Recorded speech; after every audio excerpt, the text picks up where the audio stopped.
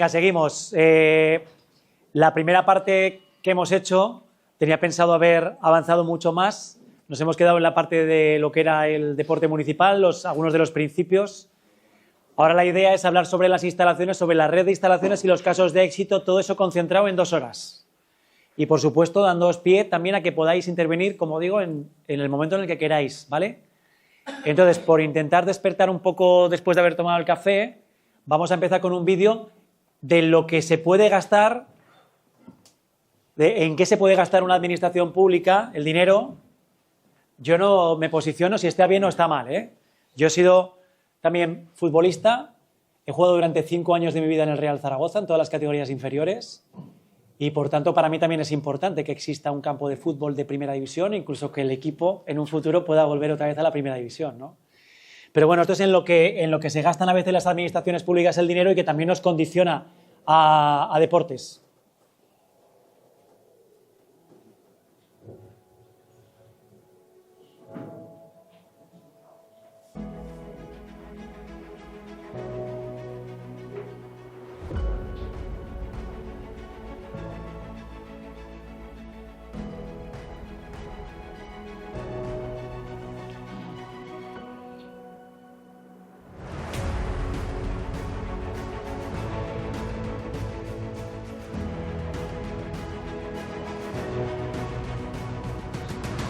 Esto no existe todavía.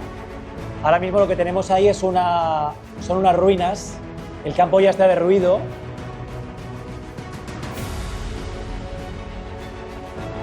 Un proyecto pensado para 4 años que finalmente se va a hacer en 2.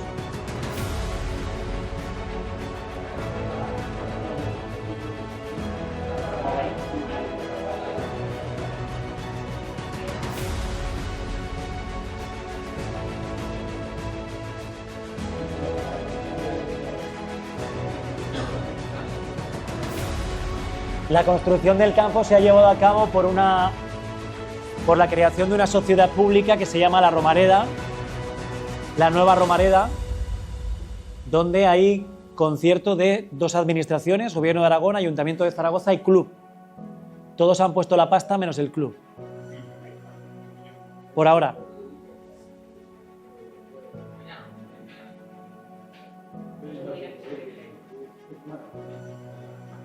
Bueno, es una fórmula jurídica que después de muchos años se ha desbloqueado y que por tanto esto será una realidad.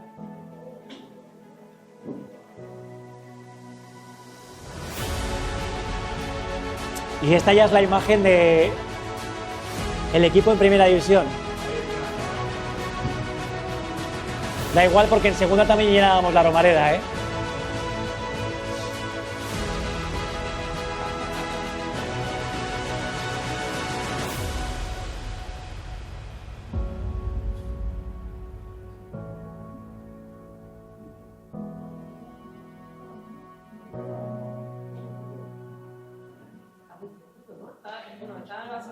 Se ha mantenido la ubicación en el mismo sitio en el que estaba.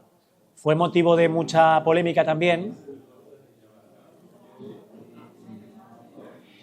Mirad, voy a poner un vídeo también cortito de por qué el campo de fútbol, en vez de hacerse en 4 años, se ha hecho en 2. ¿Por qué pensáis? En vez de hacerlo por partes, lo que se ha hecho ha sido, dentro del contrato se ha metido la creación de un campo provisional que se montó lo vais a ver, en 6 meses, de manera que el equipo de fútbol puede jugar en el campo provisional y mientras tanto el campo viejo se ha tirado entero y se va a construir solamente en 2 años, en vez de en 4 como estaba pensado. Entonces, bueno, el campo modular sería este. Fijaros que empiezan las obras en enero del 25, de la nada.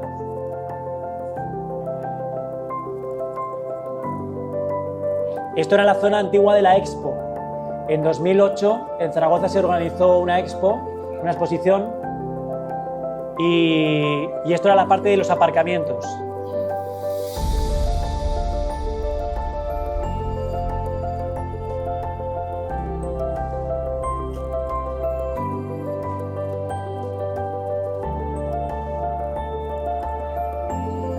Ya vamos en marzo. Hemos pasado enero a marzo, ¿eh?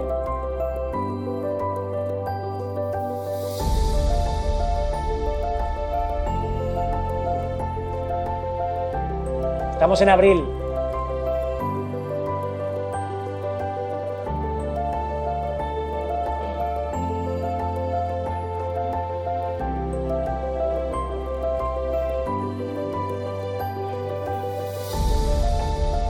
Junio. Terminado, prácticamente.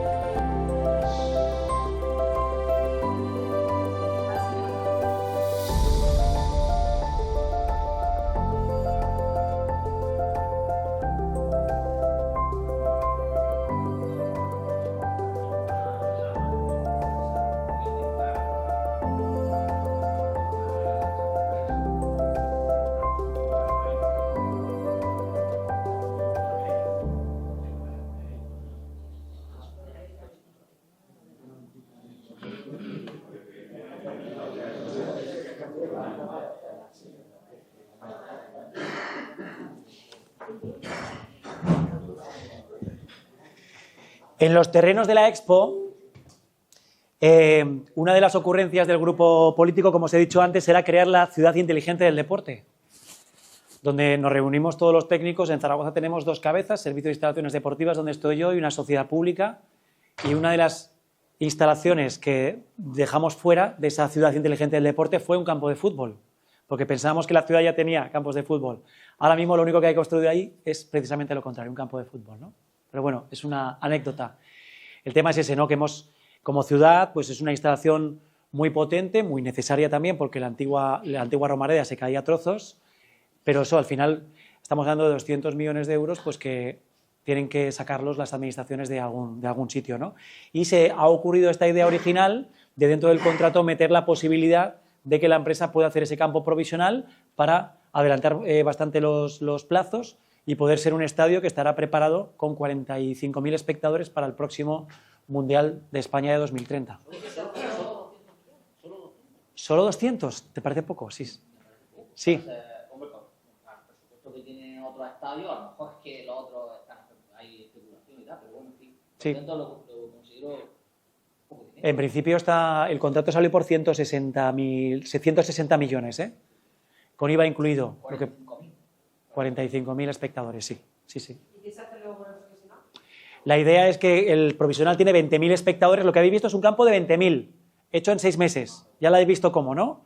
Con un micropilotaje además de 1,60 m cada uno de los postes que veíais puesto. O sea, una pasada. O sea, eso no se cae, aunque parezca algo provisional, no se cae. La idea es quitar la parte de arriba de las gradas, los asientos, y dejarlo un campo de 5.000 para tenerlo para algún club deportivo de la ciudad, o incluso para el fútbol americano, porque también está el fútbol americano. Ahora ya sabéis que este diciembre hay un campeonato de la Liga NFL americana en el Bernabéu.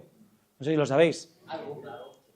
Claro, el hecho es que el fútbol americano va a ser, ahora mismo además es deporte olímpico, y no sé si habéis tenido en vuestros municipios algo de iniciativa con el fútbol americano, pero nosotros sí que la estamos teniendo. O sea, el rugby ya es un deporte consolidado, pero ahora el fútbol americano viene pegando bastante fuerte. También es un deporte muy inclusivo, en el que participan muchísimos jugadores.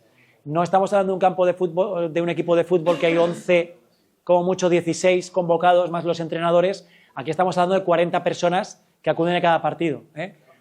Y 40 personas que no son pequeñitos precisamente, que son muy grandes, que necesitan mucho material y por tanto también mucho vestuario, ¿eh? También hay que condicionar. Otra cosa que hemos hecho es que hemos hecho el primer campo de césped artificial de fútbol con fútbol americano. Eso supone pensarlo muy bien desde el principio para compasar las líneas de un campo de fútbol 11 con 2 campos de fútbol 7 y con las yardas de un campo de fútbol americano, porque los de fútbol americano son mucho más estrechos que el fútbol, pero son mucho más alargados, y luego hay que colocar también las yardas de manera que se sepa dónde está la pelota en cada momento. Pero bueno, se ha podido conseguir, ¿eh? Homologado por la Federación de Fútbol y homologado por la Federación Española de Fútbol Americano para competiciones incluso internacionales, ¿vale? Y tampoco, bueno, os podría enseñar alguna foto, no la he traído, pero tampoco se ve demasiado mal, ¿eh? Las líneas blancas son de fútbol 11, predomina el fútbol. Las de fútbol 7 son amarillas, que suele ser lo habitual, y las de fútbol americano son azules. Y bueno, a pesar de que están marcadas, pero no, o sea, se puede jugar a las 2 modalidades o a las 3 en este caso sin ningún problema, ¿vale? El campo de fútbol, la nueva Romareda, habrá espacios terciarios. Multifuncionales también deportivos, ¿no? Para practicar otras modalidades. No. No, sobre todo espacio terciario para explotar. Sí.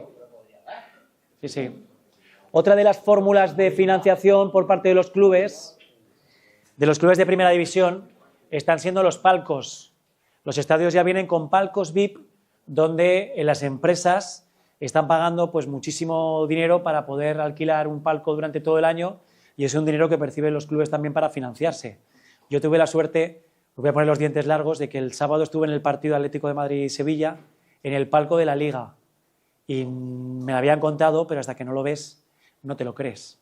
El palco de la Liga, o sea, la Liga de Fútbol está pagando al Atlético de Madrid 150.000 euros al año por alquilar ese palco, y yo ese palco era el número 46. Había 50 palcos más el presidencial.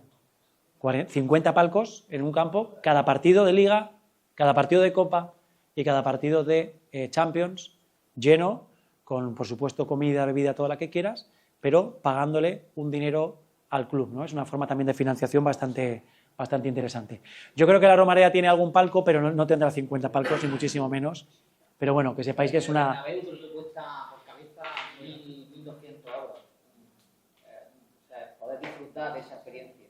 En un palco 1.200 euros. Claro, o sea, te lo ofrecen a ti como ciudadano, tú puedes ir a disfrutar de esa experiencia. Bueno, está bien. En el Bernabéu hay diferentes opciones. Sí. O sea, la más económica para un tercero que tenga algo de posibilidad o recursos y tal, por 1.200, 1.500, lo puedes llegar a conseguir. No significa que ya, que tenga el dinero ya, lo voy a conseguir. No, porque ahí hay muchísima gente y mucha demanda. Bueno. Y poca oferta. No sé si hay alguien del Atleti aquí. Sí, también. Bueno, pues encima también te cuento que bajé al campo y estuve en la zona de los vestuarios, porque conozco al concejal de Deportes de Marbella, es Tomás Reñones, y es el mismo director deportivo del Atlético de Madrid, así que experiencia redonda. Bueno, pero pasamos de lo alto, ¿vale?, de los estadios de fútbol, pasamos a las instalaciones con las que tenemos que gestionar, ¿vale? Bueno, a ver, voy a intentar pasar muy rápido todo esto y voy a ir al meollo de los problemas que tenemos a la hora de funcionar en red, ¿vale? Quiero pasar de la parte más teórica a la parte más real y sobre todo que podamos charlar y por ver un poquito lo que vosotros pensáis, ¿vale? Para mí, cuando tengo que hablar de instalaciones deportivas, este cuadro no es un cuadro heredado, tampoco es un cuadro, es una esfera que he hecho yo, ¿vale? Es mi esfera, cuáles son las características que tienen que tener las instalaciones. Yo las he dividido en 4 partes, sobre todo una parte de funcionalidad que tiene mucho que ver también con la ubicación. En este caso tú decías, el campo de fútbol está en una zona céntrica, el campo de fútbol está donde estaba el anterior, pero se preguntó a los ciudadanos dónde querían que estuviera su campo de fútbol. Es un campo muy bien ubicado con tranvía, pero tenemos un inconveniente, que el principal hospital de Zaragoza y de Aragón está justamente, no te exagero, a 30 metros de uno del otro. O sea, está enfrente está el estadio y de hecho desde las habitaciones del Miguel Servet, que es el hospital de allí de referencia, se ve el campo de fútbol, ¿no? Con lo cual eso te puede generar muchos problemas también. Cuando acuden 40.000 personas, colapsan toda esa parte de la ciudad y cualquier incidencia sanitaria que hubiera importante, pues sería complejo el solucionarla, ¿no? Bueno, sobre todo el tema de la polivalencia. Porque la ciudadanía, se hicieron 50 reuniones con entidades importantes de la ciudad, no solamente con entidades deportivas, entidades sociales, y más o menos un 90% de la gente quería que se quedara ahí. Se podía haber trasladado a otro barrio y todo ese suelo hubiera servido para venderlo y para poder pagar ese campo nuevo. O sea, los 200 millones, os aseguro que el ayuntamiento, vendiendo ese terreno que está en la mejor zona de la ciudad, los hubiera conseguido seguro.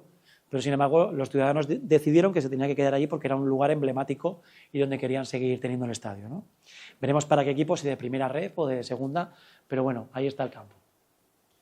Bueno, una cuestión también importante, el tema de la polivalencia y de la accesibilidad, ¿no?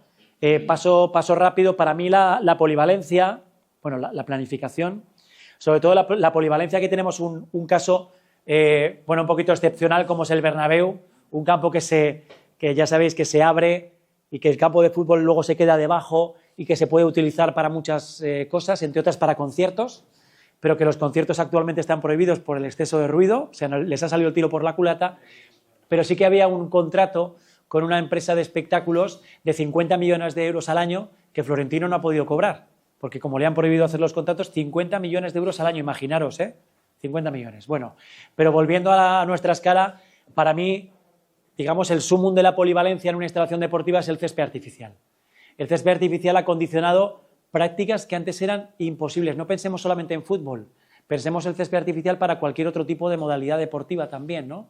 Nos ha llenado los espacios deportivos de gente. Es verdad que es un material costoso la primera vez que lo pones, pero que tiene un rendimiento que se amortiza a los poquitos años, ¿no? Y lo que os he contado un poco del ejemplo también de esa funcionalidad con el fútbol y con el fútbol americano, que también es interesante, ¿no? Pero otra cuestión importante que hemos hablado es el tema de la accesibilidad. Las instalaciones sabemos que tienen que ser accesibles.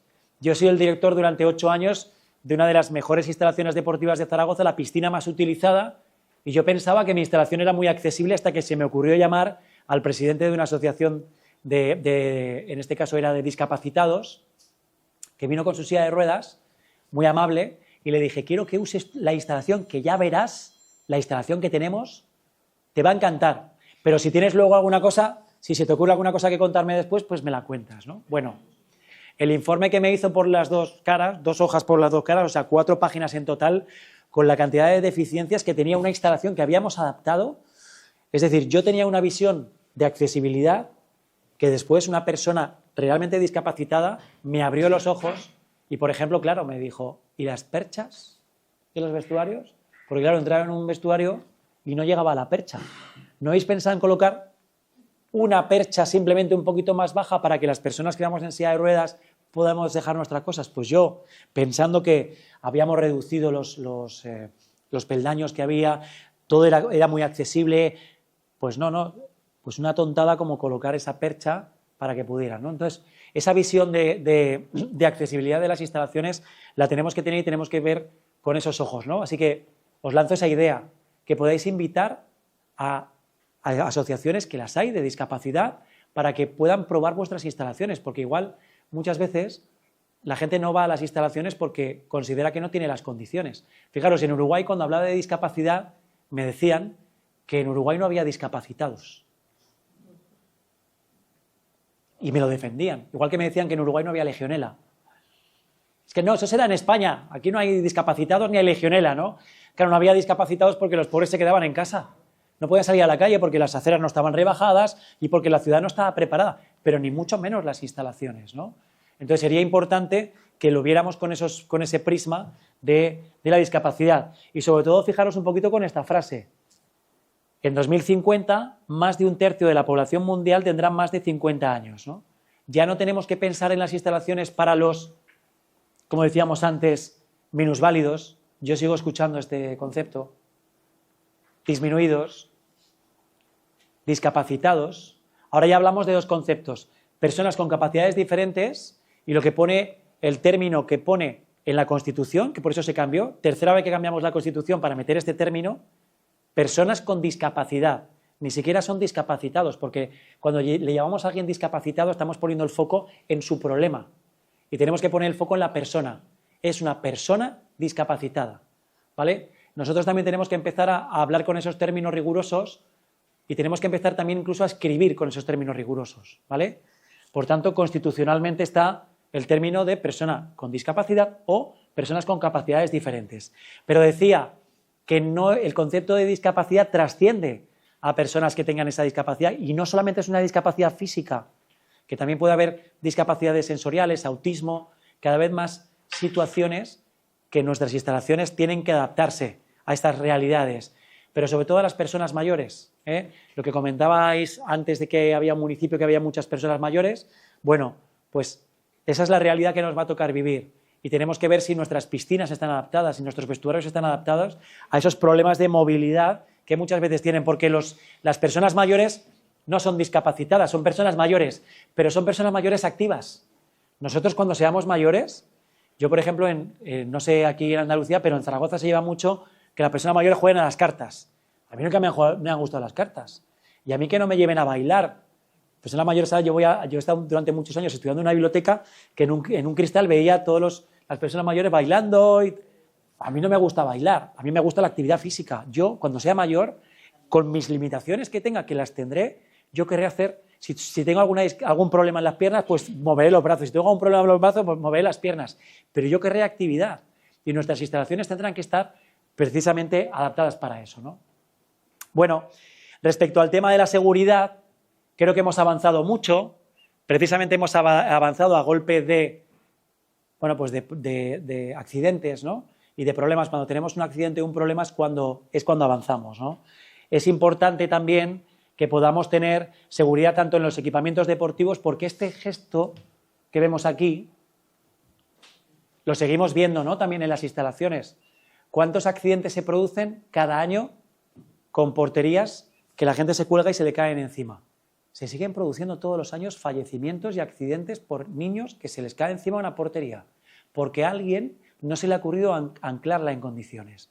No puede haber porterías que estén sin anclar. Las federaciones, precisamente, por ejemplo, la de fútbol sala, permite que la portería se pueda mover en un pabellón, pero sí que es verdad que hay sistemas antivuelco que impiden que se vuelque, ¿no? Por ejemplo, las porterías de balonmano tienen que estar totalmente incrustadas en el suelo, las de fútbol sala se pueden mover, pero independientemente de eso, tenemos que buscar el modo de que no se puedan caer, ¿no? Bueno, de esto también os contaré alguna anécdota. Bueno, os lo contaré después, Sobre el tema de los DEAs, os lo contaré después, ¿vale? Algunos riesgos en instalaciones deportivas. Bueno, sobre gestión, yo quería sobre todo hablar del tema de la accesibilidad de las instalaciones, ¿vale? Este tema lo paso rápido y voy al concepto de red. Bueno, el concepto de red, por lo menos tal y como lo tenemos nosotros en nuestra organización en Zaragoza, que podría ser un poco parecido al que podáis tener vosotros a nivel provincial, estas instalaciones dispersas que dependen también de otros municipios, en este caso también algunas de ellas tienen mucha vinculación con las juntas municipales o vecinales, que serían como el equivalente a los ayuntamientos, ¿no? Lo que nos generan es, bueno, que necesitan más recursos por esa dispersión que existe, más recursos, más personal y por tanto más gasto, ¿no? Donde además también es verdad que por el hecho de disponer de esta red, bueno, pues tenemos instalaciones que tienen más especialización y más variedad. Bueno, pues si en un barrio no tienes una piscina cubierta, te vas al barrio de al lado.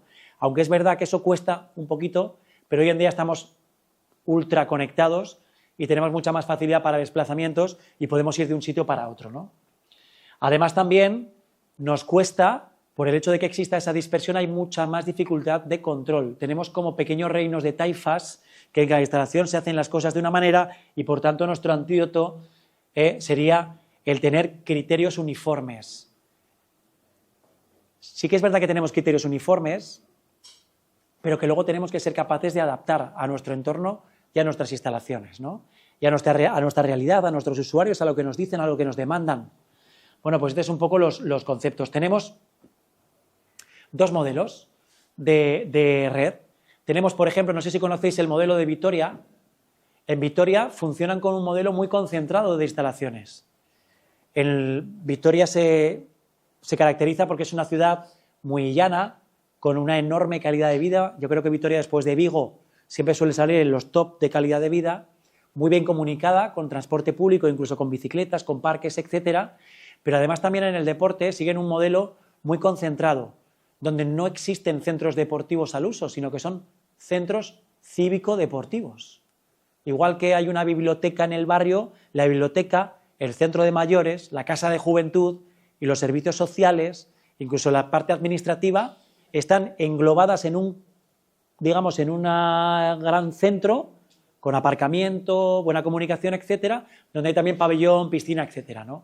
Esto que nosotros hemos visto siempre como un modelo ideal, pues hablando con el concejal de deportes de Vitoria, también tiene sus dificultades, ¿no? Porque luego tienes que coordinarte con el de juventud, con el de participación ciudadana, etcétera, etcétera, y a veces cuesta un poquito la gestión, ¿no? Pero bueno, es un modelo también muy interesante, ¿no? Que también supone trabajar en red, pero que se puede elegir uno u otro. Y otra de las situaciones que tiene es la difícil movilidad del personal entre instalaciones. Vosotros, claro, al estar en municipios distintos, el trabajador de un sitio no va a otro, pero sí que es verdad que en Diputación al final también tenéis todo el paraguas y no sé si mandáis a monitores o a técnicos que estén trabajando en diferentes municipios, ¿no? Son polivalentes, trabajan en varios municipios a la vez también, ¿no? Bueno, pues eso a veces también es muy difícil porque tienes que adaptarte permanentemente a realidades que son diferentes, ¿no? Es uno de los problemas también de trabajar en red. Bueno, el trabajo en red y los modelos de gestión, ¿eh? Sabemos, y hemos hablado ya un poquito, hemos adelantado, cuáles son esos modelos de gestión. Una gestión directa. Sabéis que la entidad pública empresarial es una de las opciones que nos ha dado la ley de contratos, pero que en el deporte no ha imperado, ¿eh? No ha funcionado. Siguen funcionando las sociedades mercantiles. No sé si tenéis algún ejemplo en algún municipio, si en Almería, por ejemplo, ciudad, hay alguna sociedad pública que gestiona el deporte o es un servicio municipal. ¿Lo sabéis? Es un servicio municipal. Por ejemplo, en Madrid, en Barcelona, a ver, aquí en Andalucía, yo creo que en Sevilla está el Instituto Municipal de Deportes, que es un organismo autónomo local, ¿no? Los organismos autónomos locales se han ido poco a poco diluyendo, incluso el de Córdoba, y se han metido dentro de los servicios deportivos. Pero las empresas públicas siguen trabajando y son un elemento muy ágil. Lo digo porque en Zaragoza tenemos una y nos funciona muy bien. ¿Para qué?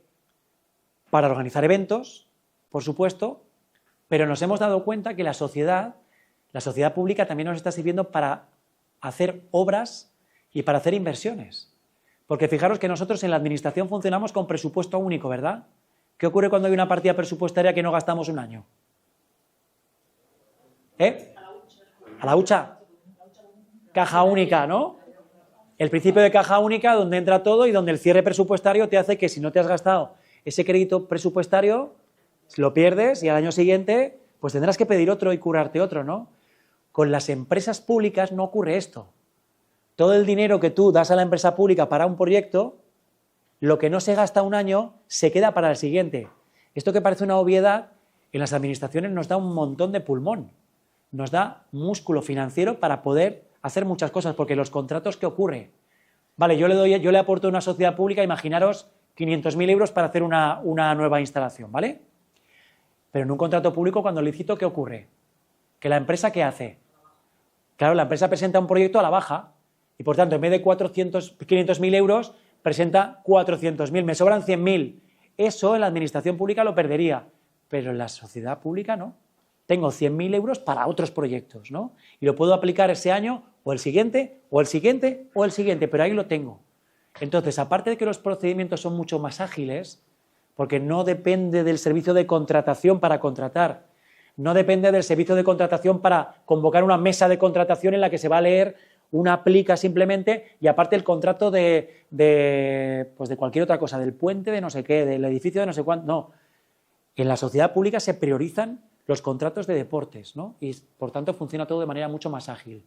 Yo que ahora mismo estoy viendo esa dualidad entre el servicio municipal y la empresa, estoy viendo que somos capaces de hacer muchísimas cosas por el bien del servicio público, ¿no? Y luego tenemos la gestión indirecta, es decir, lo que hemos hablado, ¿no? Las licitaciones puede ser para un contrato de servicios y un contrato de concesión de servicios. Venga, contarme un poquito la diferencia por ahí atrás, que como os tengo un poco al fondo, así también interactuamos un poquito. Venga, con que alguien me cuente la diferencia entre un contrato de servicios y un contrato de concesión. Venga, ¿quién se lanza? No, los de ahí detrás. Joder. Es que has dado con la clave. Venga, a ver, por ejemplo, tú que estás al fondo, ¿te ha tocado algún contrato de servicios? ¿Algún contrato de concesión? Pobre, sí, sí. ¿No? ¿Eh? Venga, vamos de atrás adelante. El de concesión pierde un poco el control, ¿no? Del servicio. ¿Pierdes el control? Bueno, no tendrías por qué, ¿no? Y ponerme algún ejemplo, ¿sabéis? Ponerme un ejemplo de un contrato de una instalación deportiva. Los contratos típicos de una instalación deportiva, venga, os lo pongo muy fácil. Una piscina de cubierta. Socorristas, monitores, ¿qué sería? ¿Y qué es lo que haces? Tú cuando haces un contrato de servicios, ¿qué es lo que haces? Haces una licitación y le dices, bueno, pues como tengo tantas horas al día y entiendo que tengo que tener un monitor para tantas horas, multiplico por el convenio colectivo que haya y le hago un contrato para que me ponga un monitor y aparte tengo luego una bolsa, por si acaso tengo que reforzar o para las bajas o para tal, y entonces eso aplico y doy un precio unitario, donde yo lo hago por 4 años y lo que me dan son monitores o socorristas, ¿vale? Y la empresa, ¿qué es lo que hace? Paga un socorrista y se lleva, entiendo que un beneficio industrial y poco más, ¿no? Vale. ¿Y qué diferencia hay con un contrato de concesión de servicios? Que llega por riesgo del adjudicatario, la explotación completa de todo el servicio. Eso es. Esa es la mayor diferencia, ¿no? En la misma piscina, imaginaros que no contrato al socorrista, sino que lo que contrato es la gestión y la explotación de la piscina, donde yo le digo, no, tú, quiero que me hagas cursillos, quiero que hayas llenado el libro, quiero que contrates a los socorristas, quiero que además lleves el mantenimiento de la instalación y todo eso te hago un plan de viabilidad y te lo doy a X años. Y aparte quiero que me cambies todo el aire acondicionado, o sea, toda la climatización, quiero que me cambies la caldera, quiero que me hagas un acceso accesible y todo eso son X dinero y X tiempo. Sí, pero puede haber en un contrato de concesión, tú tienes un porcentaje que puedes meter obras. Lo que haces con eso es que con un plan de viabilidad estiras el contrato. Es decir, actualmente en los contratos de concesión es obligatorio la publicación, la información pública de un plan de viabilidad y además también de un proyecto arquitectónico. O sea, si tú tienes un proyecto que quieres ejecutar, lo tienes que informar públicamente, tiene que haber un periodo de información pública y un plan de viabilidad. Y con eso sacas un contrato de concesión. Y es una fórmula... O sea, la concesión de servicio puede llevar algo de obra, pero si la obra es demasiada, ya lleva obra y servicio. Eso es, sería cambiar el contrato en función del porcentaje, ¿vale? Nosotros el último contrato de servicios contrato de concesión de servicios que hemos hecho, le hemos metido a la empresa, lo hemos puesto a 26 años y le hemos metido a la empresa una inversión mínima de 1,5 millones de euros. Mínima. Con eso nos va a transformar la instalación. Con 1,5 millones de euros entendemos que nos van a transformar la instalación. Pero luego en criterios de valoración hemos metido otras cosas que también le vamos a valorar y que también las tenemos cuantificadas. Entre otras cosas hay una zona outdoor, una zona exterior, que queremos y que entendemos que además es un negocio importante para ellos y es un servicio muy importante que vamos a dar. Y eso ya lo metemos como criterio de valoración, donde queremos que nos presente una cuantificación económica de lo que va a gastar y aparte también un aspecto cualitativo de en qué lo va a gastar, ¿no? Ya tenemos definido un poco más o menos qué es lo que pensamos nosotros que tiene que haber, qué equipamiento tiene que haber, qué actividades se pueden hacer y en función de lo que nos presente pues licitaremos y ganarán unos u otros, ¿no? Ya tenemos además también el contacto con los operadores que más o menos nos han dado un visto bueno, no de la letra pequeña del contrato porque eso no se puede sacar, pero sí que tenemos esa idea, ¿no? Entonces, importantísimo para medianos y grandes municipios, igual para los más pequeñitos, el contrato de concesión se puede quedar un poco grande, porque tampoco puede haber un sector empresarial que sea capaz de arriesgar su dinero. Tiene que haber operadores. Es verdad que los operadores van a ir donde haya negocio, donde haya gente, donde haya habitantes. Si un municipio pequeño al final pues es más difícil, ¿no? En municipios pequeños con contratos de servicios y manejándolos bien y haciendo buenos pliegos es más que suficiente, pero en municipios medianos y grandes los contratos de concesión de servicios son la solución, ¿no? Evidentemente hay que trabajar un buen plan de viabilidad. Ojo, el plan de viabilidad lo podemos hacer nosotros o nos lo pueden hacer. Es decir, también tenemos la contratación para eso. Podemos hacer un contrato menor o una factura de 5.000 euros para una persona que venga y que te haga un plan de viabilidad, empresarial durante los años, a las cuotas que vas a poner, dónde vas a invertir y en cuántos años vas a recuperar la inversión, con una amortización también de la inversión, etcétera, etcétera, ¿no? Todo ese tipo de cosas que son una teoría aparte, pero que hay que calcularla, ¿no? Así que, bueno, ahí van algunas ideas de lo que son los contratos de servicios y contratos de concesión de servicios. La nueva ley digo nueva que es del año 2017, pero todavía le seguimos llamando nueva. La ley de contratos del sector público ya lo ha circunscrito a esos 2 contratos. Pero es verdad que todavía seguimos teniendo contratos, gestiones interesadas, arrendamientos, etcétera, de la antigua ley de contratos que como se van solapando unos años con otros y se van prorrogando, pues todavía sigue habiendo ese tipo de contratos, pero amparados en la ley anterior, ¿no? Eso todavía es legal. Y por supuesto todo tiene sus ventajas y sus inconvenientes, ¿eh? Hay veces que ayuntamientos que han optado por empezar con un contrato de servicios que han cambiado a contrato de concesión y al revés. Eso va a depender un poquito también de la idea que tengáis en cada municipio. Bueno, y aquí llegamos también a otro contrato que no estaría ni siquiera en la ley de contratos.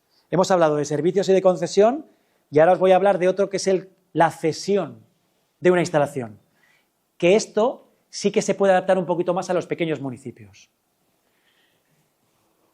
Diferenciando entre concesión administrativa y cesión patrimonial. Fijaros, mientras la concesión administrativa depende de la ley de contratos, las cesiones patrimoniales dependen de la ley de patrimonio. Lo que decíamos antes del derecho del suelo. ¿Hay licitación pública? Entenderéis, un contrato siempre tiene que haber licitación pública. Pues no. En una cesión patrimonial no tiene por qué haberla. Siempre es iniciativa de una entidad sin ánimo de lucro, que esa es la clave, que quiera optar a gestionar un espacio público. ¿Vale? Porque se entiende que es un bien de derecho público donde no va a haber una ganancia económica, no va a haber un beneficio económico. Y eso, bien justificado ante el interventor de cualquier ayuntamiento, se puede convertir en una cesión patrimonial. No tiene que haber una licitación pública, ¿vale? La concesión estaría entre 5 y 40 años, ¿sí? El uso puede ser restrictivo o tiene que ser un uso general. Por ejemplo, si le cedes un espacio a la asociación, ¿es para el uso y disfrute de esos socios o esos socios tienen que hacer algo para que pueda ser abierto a todo? Lo bueno es que la ley de patrimonio es muy ambigua y no se mete en eso. Entonces tú vas a tener que hacer el modelo de cesión patrimonial que quieras. La exclusividad o la apertura va a depender de ti, de la realidad de cada municipio. Nosotros, por ejemplo, hemos cedido instalaciones a federaciones y a clubes y les hemos dado un uso exclusivo hasta el 90%. Tienen la obligación del 10% de poder alquilarlo a otras entidades para uso y disfrute de otras entidades, pero también tienen alquileres. Eso se regula en las condiciones. Eso es. Claro, no hay un pliego técnico como tal, no existe el pliego de prescripciones técnicas o el pliego de cláusulas administrativas como en una concesión, sino que existe un documento que nosotros le hemos llamado condiciones técnicas generales y unos anexos que complementan ese. Sería como un convenio, lo que pasa que el convenio al final es individualizado, ¿no? Yo tengo un convenio que firmo y que yo modifico individual. Aquí hay unas condiciones técnicas que es un paraguas que engloba este tipo de cesión, que en nuestro caso el ayuntamiento la ha creado y a partir de ahí, si tengo que modificar algo, modifico los anexos. Hay diferentes anexos y eso es lo que modifico, ¿no? ¿Existe canon? En una concesión administrativa sí. Va a depender incluso de muchas cosas, ¿no? Nosotros el último que hemos hecho depende de los ingresos. Hay una parte fija y una parte variable y la variable depende de los ingresos de la empresa y aparte del beneficio. O sea, le metemos un margen a los ingresos y aparte al beneficio, ¿no? Y una parte al fijo. Bueno, en la cesión patrimonial también hay un canon, que luego veréis. ¿Se pueden cambiar las condiciones? Los pliegos es un problema de la ley de contratos. Una vez que tú has firmado un contrato, el pliego te sujeta a los siguientes 20, 25, 30, 40 años, ¿no? Y eso es un problema porque hemos dicho la adaptación al cambio, pero si tengo un pliego de hace 5 años, es que los pliegos de hace 5 años ya no me valen. Entonces tienen que ser lo suficientemente ambiguas algunas de las materias a tratar para que no te obliguen a determinadas cosas durante tanto tiempo, ¿no? Decíamos que ¿quién puede optar? En una concesión optan las empresas, pero en una cesión patrimonial optan las entidades sin ánimo de lucro. Está pensado para eso, no pueden optar empresas. Entidades sin ánimo de lucro hay dos fundamentalmente, ¿no? Clubes deportivos y federaciones. ¿Vale? Nosotros tenemos los ejemplos de los dos. Hemos cedido no solamente campos de fútbol, sino que hemos cedido pabellones también, ¿eh? Hemos cedido campo de rugby, hemos cedido velódromo, hemos cedido un patinódromo también.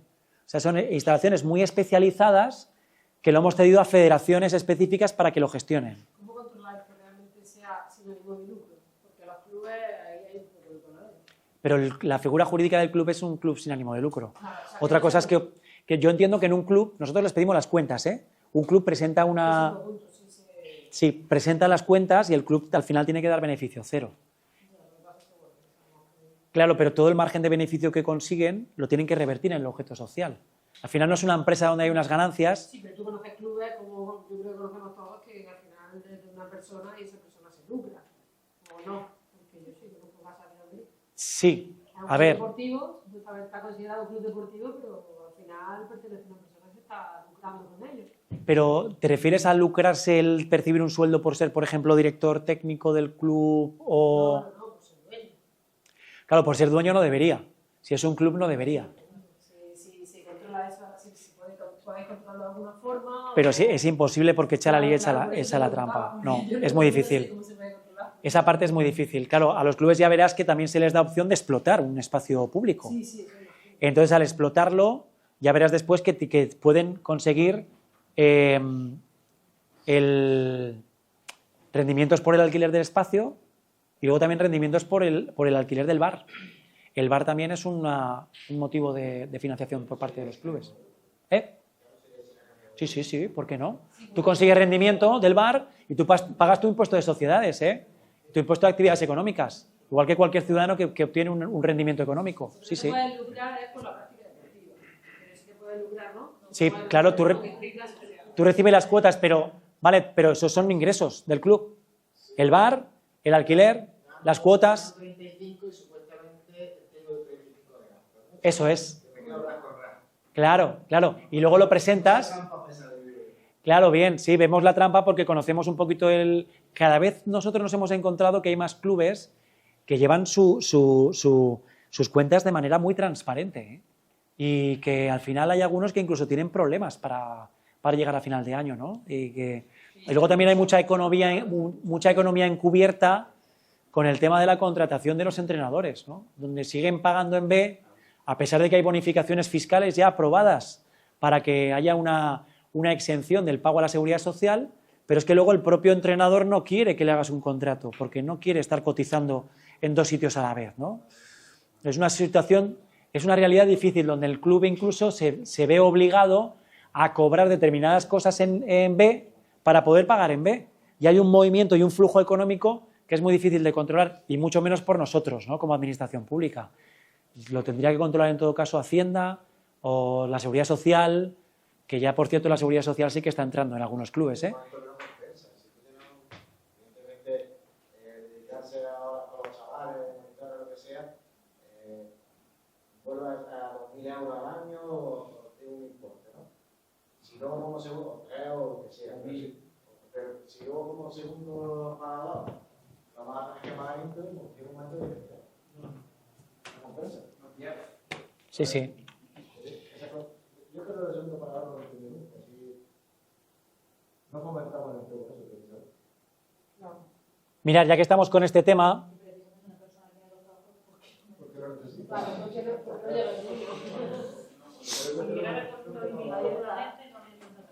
mira, pasamos de una a otra. Nosotros el ejemplo que tenemos es con los campos de fútbol, pero ya os he dicho que después han venido otras instalaciones, hasta 2 pabellones deportivos, uno cedido a la Federación Aragonesa de Baloncesto y otro cedido al Club Baloncesto Zaragoza, ¿no? Club Deportivo Federación, 2 pabellones. Ahora vamos a ceder también un conjunto de frontones que tenemos, no sé si aquí en Andalucía sigue habiendo frontones. ¿Sí? Sí, ¿eh? Vale, pues aquí vamos a ceder un frontón cubierto y 2 descubiertos a la Federación Aragonesa de Pelota, también para que pueda... Es decir, que este modelo no solamente es para campos de fútbol. Cuando hablamos de campos de fútbol es verdad porque ellos fueron los precursores, ¿no? En el año 2017 fue cuando comenzaron, que eso tuvo un desgaste político, ¿eh? Es decir, los presidentes de los clubes eran los dueños de las instalaciones.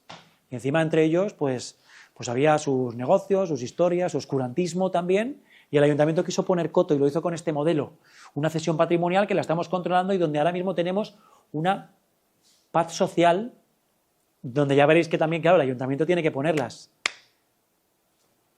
Bueno, reunión con todos los clubes, este de aquí soy yo, se me ve ahí hace unos cuantos años, reunión con todos los clubes y con el alcalde de la ciudad en aquel momento, donde se decidieron y se aprobaron, se habían aprobado anteriormente por pleno, las condiciones técnicas, que yo digo que es el paraguas desde el cual emanan todas las autorizaciones, ¿no? Donde hay una solicitud por parte del club, donde hay unos informes, donde se asegura también que hay una titularidad de esa instalación que es pública, porque a veces incluso las instalaciones dependen de otras administraciones y tú como administración no puedes ceder algo que no es tuyo. Y hago este pequeño énfasis porque nos ha pasado. hemos cedido instalaciones que no eran del ayuntamiento, que eran de la Diputación, incluso hemos cedido otra que era del Gobierno de Aragón y nos hemos metido en un buen embrollo, ¿eh? Bueno, y al final pues se hace la autorización por 4 años más 4 años, ¿vale? Ahora mismo estamos en el año 6. Hemos pasado ya las prórrogas de las primeras cesiones, ya llevamos 6 años. Al principio era un sistema muy joven, pero ahora ya después de 6 años os puedo ya contar muchas cosas de lo que está ocurriendo, ¿no? Las obligaciones del club, el club tiene que llevar a cabo su proyecto deportivo y tiene que mantener la instalación. El ayuntamiento se encarga de la parte estructural y de los suministros, que no es poco.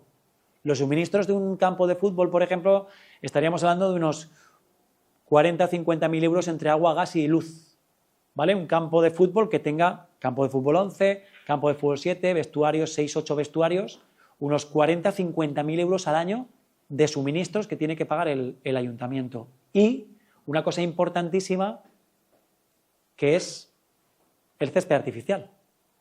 El césped se encarga el ayuntamiento de cambiarlo.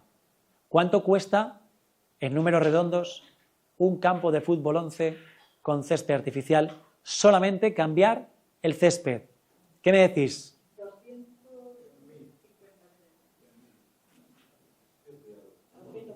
Por aquí dicen 250 y por ahí dicen 100.000, ¿eh?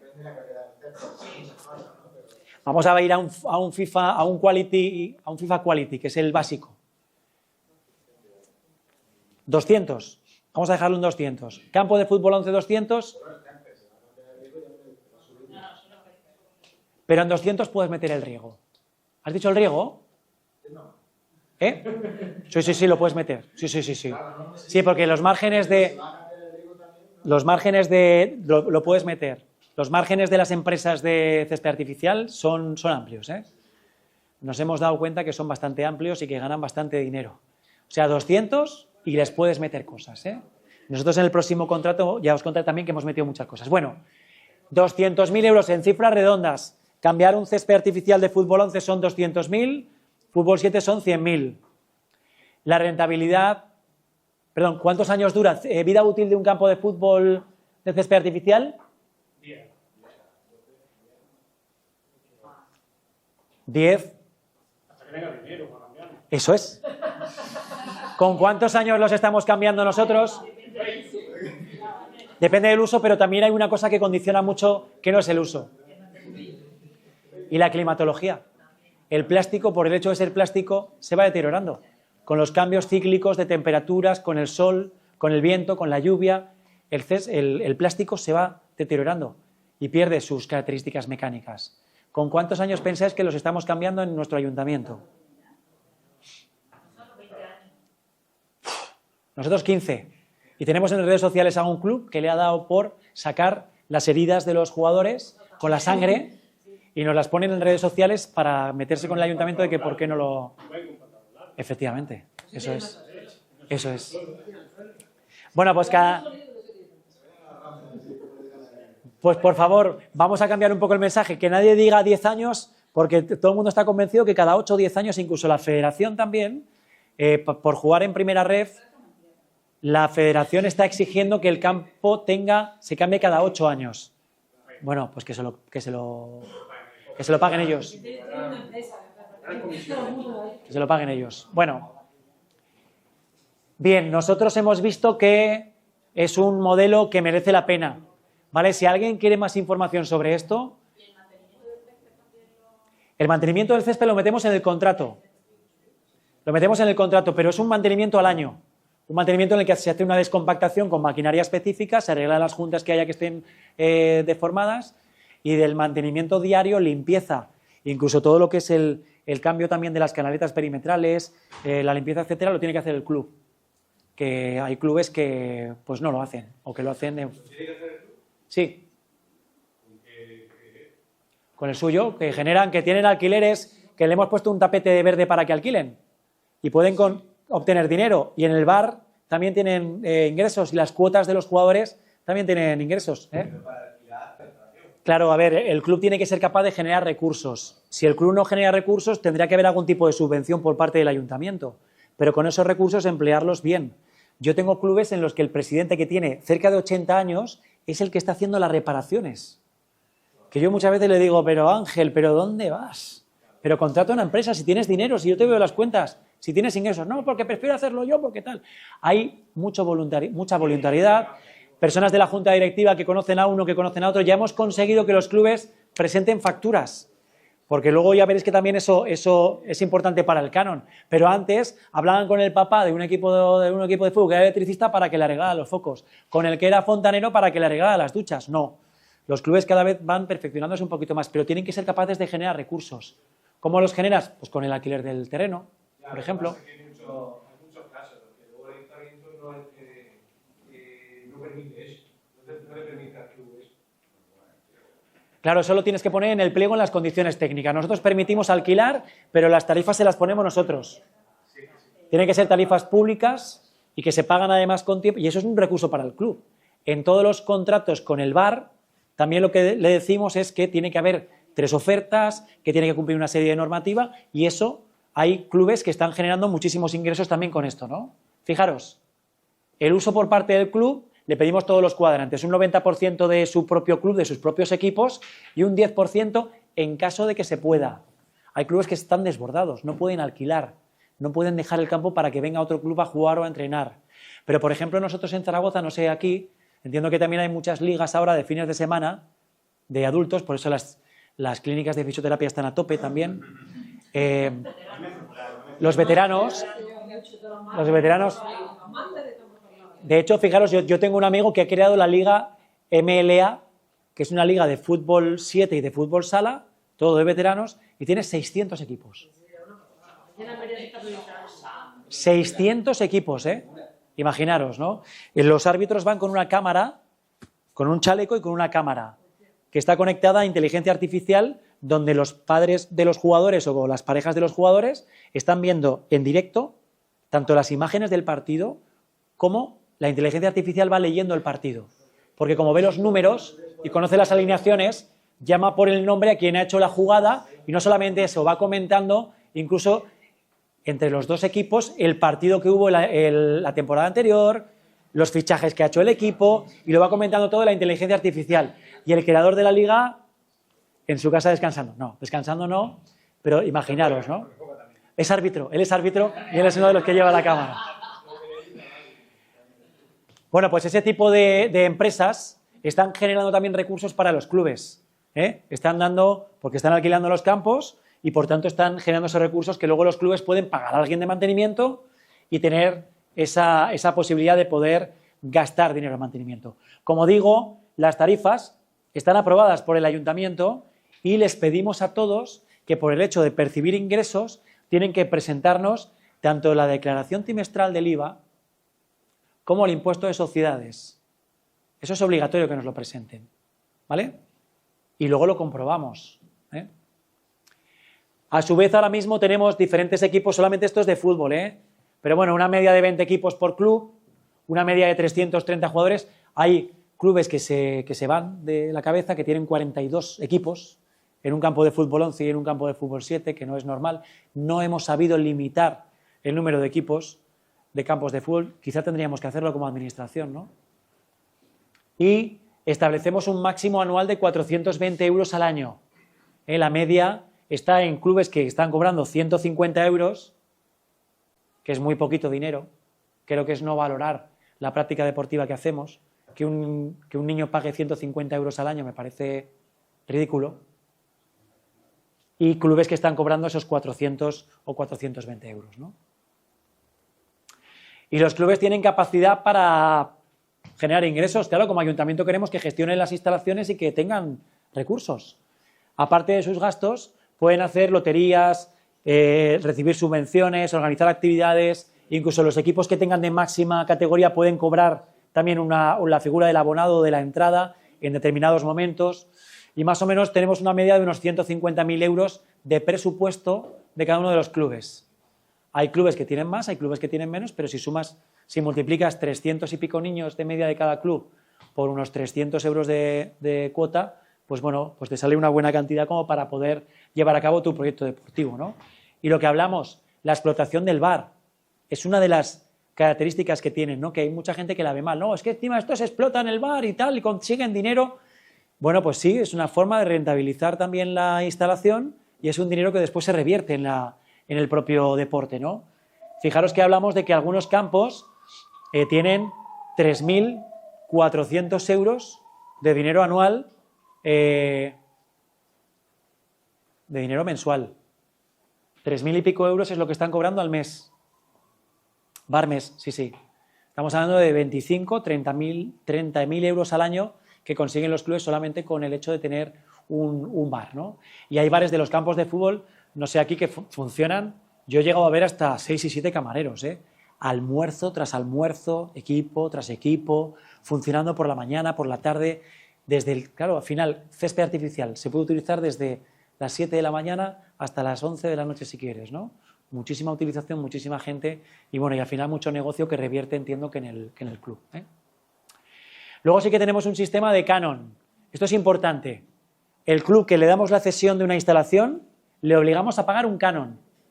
El canon va en función de las instalaciones que tiene. Por ejemplo, un campo de fútbol son 3.000, 2 son 6.000. Un campo de fútbol 7 son 1.700, va sumando. El importe que consiguen de ingresos del bar, el 10% se lo tiene que pagar al ayuntamiento. Vamos sumando. Imaginaos, llevamos 6.000, ¿vale? O en el mejor de los casos 7.000 para el ayuntamiento. ¿Qué hacemos? ¿Lo cobramos ese canon?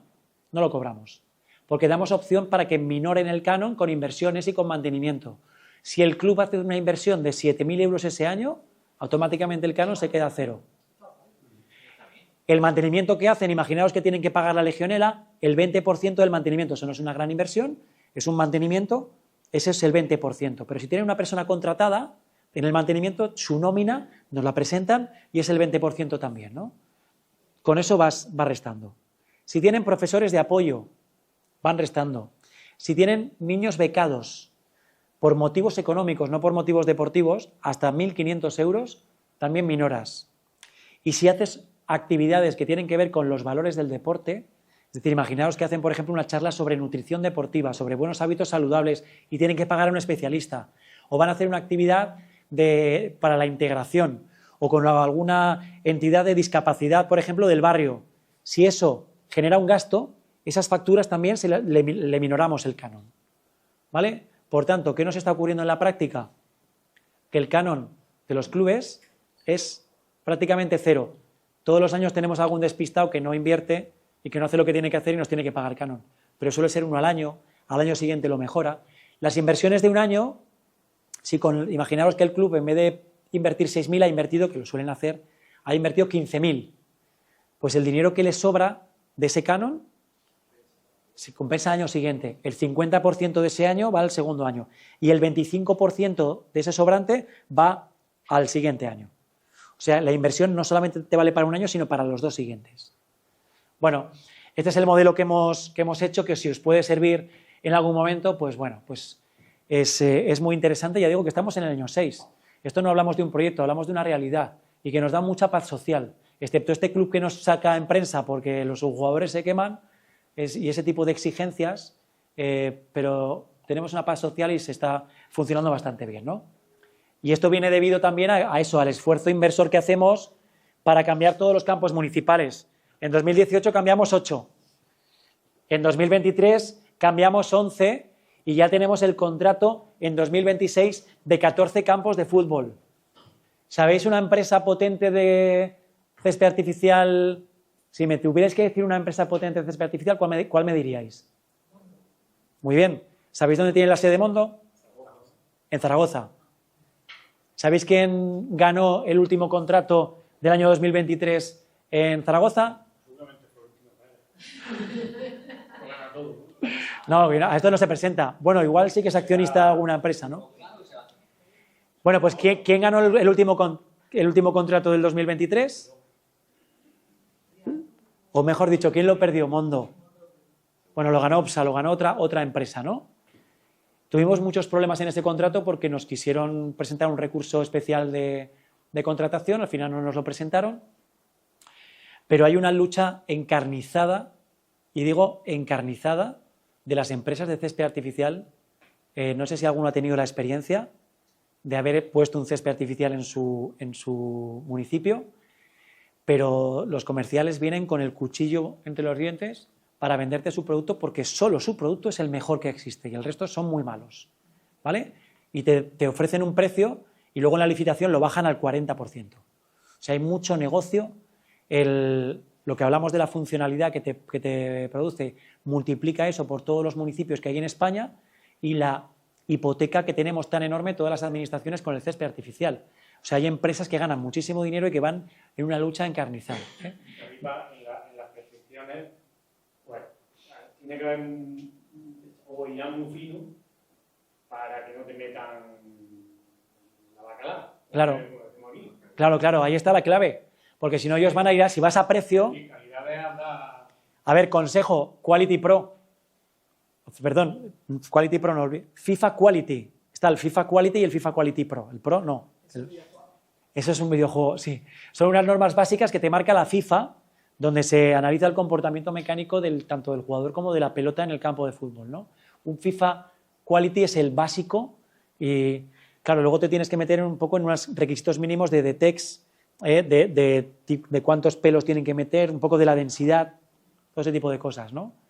Nosotros en el 2023 tuvimos el problema de que nos metimos demasiado, dimos 40 puntos para la calidad del césped, ya no lo volvemos a hacer más.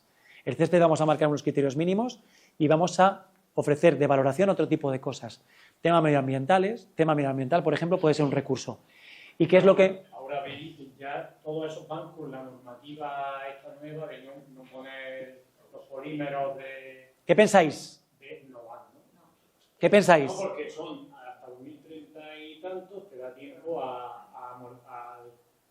al uso que le va a dar la instalación, porque os habéis esperado a luego y que ya esté mejor. Pero ahora mismo no hay nada. Fijaros, sobre esto hemos hecho una consulta al mercado. Una consulta al mercado es un procedimiento que te permite la ley de contratos, con procedimiento electrónico, con plazo para presentar, y hemos hecho una serie de preguntas publicadas en la página web para que las empresas concurran y nos den su opinión. Una de las conclusiones de todas las opiniones que nos han dado todas las empresas importantes del sector es que el nuevo material, digamos, orgánico no está funcionando. Huesos de aceituna, corcho, efectivamente no está funcionando porque te viene una lluvia torrencial, se lo lleva. Te vienen los pajaritos y se lo llevan para hacer sus nidos, ¿no?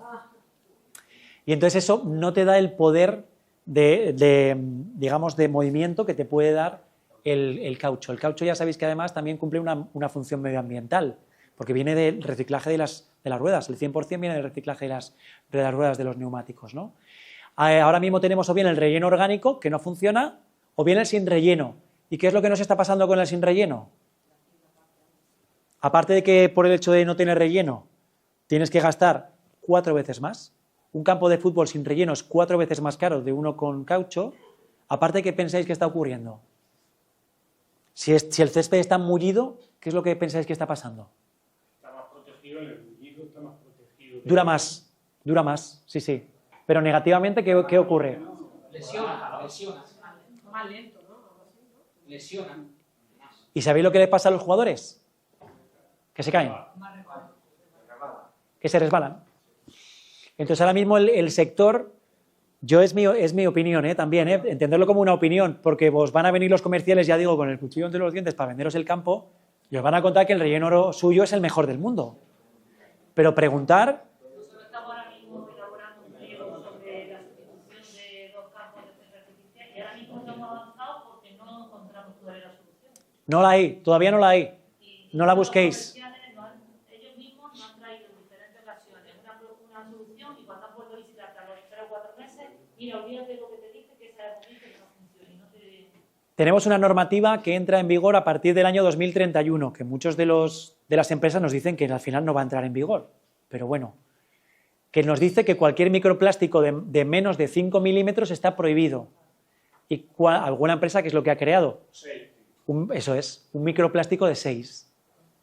Que por tanto, para que encaje ese microplástico de 6, el pelo tiene que estar un poquito más abierto y al final tampoco está consiguiendo el ser funcional, ¿no? Entonces ahora mismo mi consejo sería no os deis la manta a la cabeza y seguir con el método tradicional, porque es que no hay una solución. Por mucho que te van a vender que sí que existe, Pero nuestra conclusión es esa, ¿eh? Nosotros este contrato del año 2026 lo hemos sacado con el método tradicional, ¿vale? Y una cosa importante que hemos hecho, bueno, este era el contrato anterior. A ver, una cosa importante que hemos hecho es que por primera vez lo hicimos en el año 23 y también os lo recomiendo, porque ¿cuántos campos vais a cambiar? 2 campos en el mismo contrato, pero en el mismo contrato, ¿no? Mira, una de las cosas que nosotros hemos metido como criterio de valoración es la reutilización del césped antiguo. ¿Lo habéis previsto también? Ya sabéis que la ley de contratos Bueno, pero es...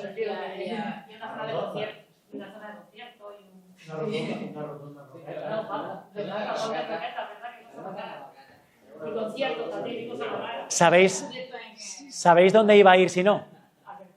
No.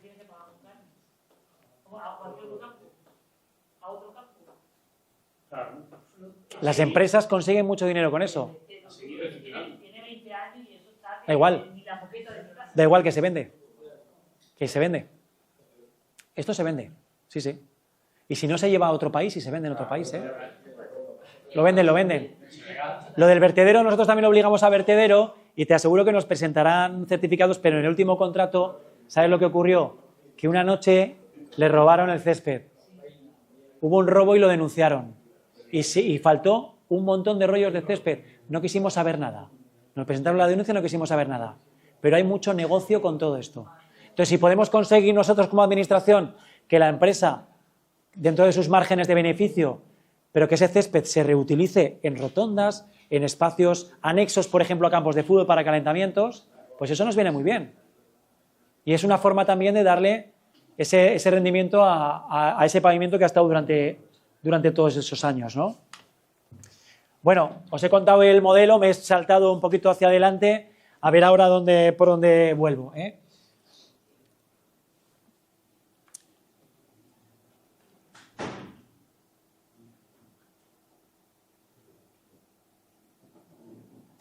Mira, nos hemos metido ya de lleno en la parte de casos de éxito. Pero os quería contar antes también otra situación que vivimos. Bueno, mirad. Ya perdonaréis, que voy cambiando de una cosa a otra, pero un poco por adaptar. Ahora mismo en las instalaciones tenemos cuestiones que sí que nos preocupan a todos y que además también tienen que formar parte de nuestros presupuestos, ¿no? El aumento de los costes. ¿Lo habéis sufrido o no? O sea, al final, ¿vosotros como técnicos deportivos sufrís el aumento de los costes de suministros o no? ¿Os han cortado partidas porque había que pagar facturas pendientes? ¿O esto no lo habéis sufrido mucho? ¿No? Sí, sí, bueno, hasta el punto de que ha habido instalaciones que han tenido que cerrar. Fue muy sonado, por ejemplo, algunos clubes de natación en Badalona, donde centros de tecnificación que había con muchísimos clubes y con la cantidad de gente que va a esos centros, tuvieron que cerrar durante mucho tiempo porque los clubes no podían asumir esos costes energéticos, ¿no? Pero claro, luego hemos tenido, que supongo que también porque aquí en España hay legionela, ¿no? Sí. También hay legionarios. ¿Sufrís la legionela o no? ¿En qué sentido sufrís la legionela?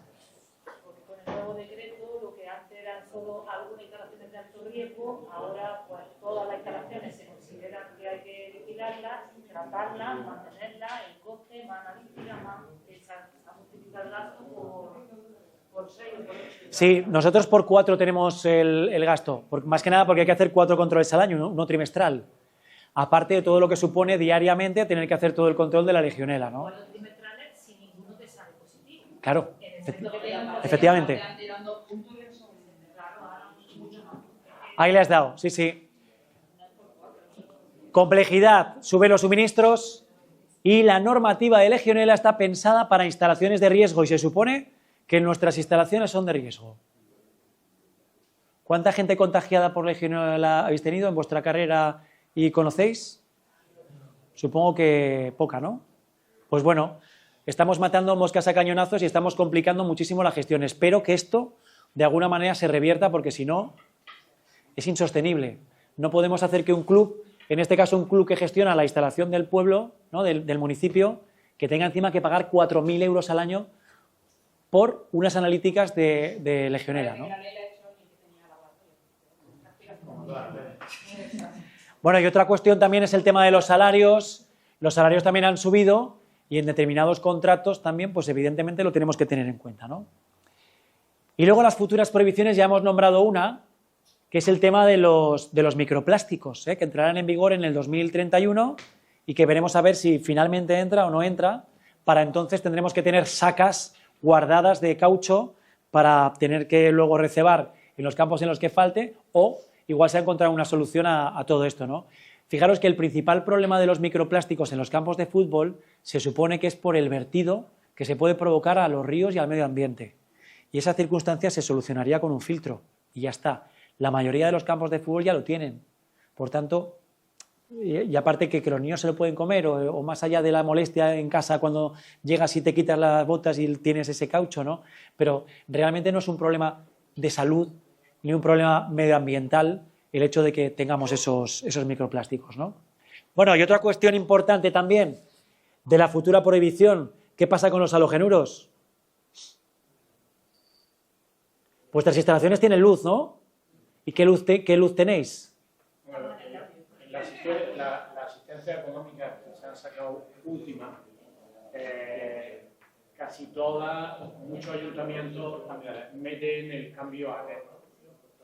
Y nosotros también intentamos decirle, oye, acuérdate que una de las posibles intervenciones que puedes hacer es el cambio de los focos a LED y tal. Y en el momento que caen, dice, sí, lo cambiamos, porque ahí sí le interesa por el tema del gasto económico. Claro, el gasto energético baja muchísimo. Y por ahí sí. Nosotros, por lo menos. Bueno, aquí empezamos la cuenta atrás, año 2027, año de prohibición de comercialización de halogenuros. Entiendo que aquí en el pabellón ya tendréis todo cambiado, ¿no? Es una de las... Estáis en ello, ¿no? Aparte de mucha más funcionalidad lumínica que puedes incluso regular, que puedes programar, todo eso que está muy bien y que reduces la factura, es que es una obligación. Porque en el 27 nos vamos a quedar sin lámparas de halogenuros metálicos, no vamos a poder cambiarlas. Y por tanto es una urgencia, ¿Y alguien ha oído hablar de los CAEs? Los certificados de ahorro energético. ¿Sabéis lo que es? Os animo también a que en el cambio que hagáis con las empresas que lo podáis hacer, que lo preguntéis. Los CAEs se llama CAE al certificado de ahorro energético. Es la monetización del ahorro energético. Es decir, allí, a través del ministerio, con unos informes y unas solicitudes que se hacen, que están en unos anexos de unas órdenes ministeriales, o sea que rellena el papel, lo que haces es que justificas el consumo energético que tenías y justificas después de la inversión que vas a hacer el consumo energético que vas a tener, y hay un porcentaje que te lo monetizan y que te lo pagan el ministerio directamente. La gestión de esa gestión dura aproximadamente unos 5 meses, desde que tú lo pides hasta que te lo pagan. ¿A quién se lo pagan? Al que hace el gasto, no al que paga la factura, En nuestro caso, como lo gestionan los clubes, se lo pagan a quien hace el gasto. Nosotros las luces no las cambiamos, las cambian los clubes. Y los CAEs es una fórmula que está funcionando. Eso lo ofrecen algunas empresas. Lo ofrecen algunas empresas y alguna que no te lo ofrece, igual también se lo está llevando. Por eso digo que eso hay que también tenerlo en cuenta, porque es una forma también de financiación. Y hay fondos europeos y hay, empresas obligadas que pagan ese fondo del ministerio y que luego el ministerio lo revierte en quien está haciendo esas inversiones, ¿vale? Así que ahí va también otro consejo interesante. Bueno, aquí también quería llegar, hablando de otras cosas de instalaciones. Nosotros, fundamentalmente nuestras instalaciones, aparte de bien mantenidas, polivalentes, funcionales, todo lo que hemos hablado, tener en cuenta los gastos energéticos, todas estas cosas, tenemos que crear instalaciones seguras, ¿no? No sé si alguno habéis tenido alguna experiencia con esto, con el uso de desfibriladores, con accidentes, con fallecimientos. ¿Sí? Bueno, pues cuando te pasa una cosa así es cuando te empiezas a dar cuenta de lo importante que es las personas que están ahí, que estén bien formadas, ¿no? El profesional que tenga la titulación adecuada y que por tanto haya hecho, por lo menos haga un curso de primeros auxilios, que sepa cómo funcionar ante una situación de emergencia.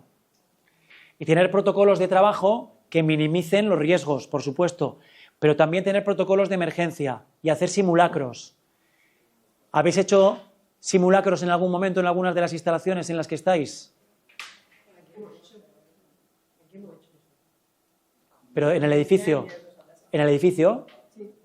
¿O en el pabellón? Vale, es importantísimo hacer simulacros para ver realmente cómo, en el peor de los casos, es decir, en situaciones que vas bajo mínimos, donde imaginaros que tienes una piscina cubierta y tienes uno en control, uno en mantenimiento y un socorrista. No por la mañana que hay más gente, no. Uno y uno. ¿Qué pasa cuándo? ¿A quién avisamos? Sí. Pues todo ese tipo de protocolos, evidentemente que hay que tenerlos en cuenta, pero después hay que hacer simulacros, ¿eh?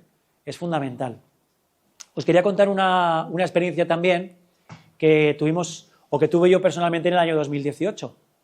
En el año 2018 yo estaba haciendo una clase, un reciclaje del Les Mills, que yo ya os he contado antes que sigo impartiendo clase, y hubo una situación en la que uno de las personas que estaba en la clase pues tuvo un desvanecimiento, lo colocamos en posición lateral de seguridad y automáticamente expiró y entró en parada.